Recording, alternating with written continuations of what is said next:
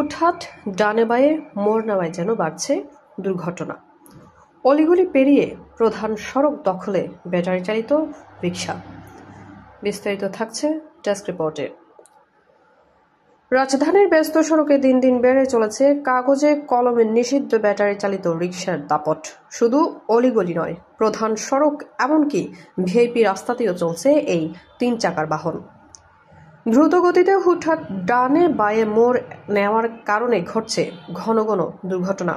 এতে ভোগান্তিতে পড়েছেন সাধারণ যাত্রী ও পথচারীরা। অন্যদিকে রাজধানীর যানজট প্রতিনিয়ত অসহনীয় হয়ে উঠেছে। সকাল থেকে রাত পর্যন্ত অলিগলি থেকে প্রধান সড়ক সর্বত্র যানজটের কবলে অতিষ্ঠ ঢাকাবাসীর জীবন। নষ্ট হচ্ছে মূল্যবান কর্মঘণ্টা, ভোগান্তিতে পড়ছেন অফিসগামী মানুষ ও শিক্ষার্থীরা। এদিকে যানজট ও দুর্ঘটনা বাড়লেও কার্যকর ব্যবস্থা চোখে পড়ছে না। বেশিরভাগ সময় নীরব দর্শকের ভূমিকায় থাকেন দায়িত্বপ্রাপ্ত পুলিশ সদস্যরা। আর কখনো অভিযান চালাতে গেলেই উল্টো চড়াও হচ্ছেন রিকশা চালকরা। কাগজে কলমে নিষিদ্ধ ঘোষিত এই যানবাহনগুলো কিভাবে রাজধানীর প্রধান সড়কে এভাবে দাপটের সঙ্গে চলছে, এ প্রশ্ন এখন ঘুরপাক খাচ্ছে সাধারণ মানুষের মনে।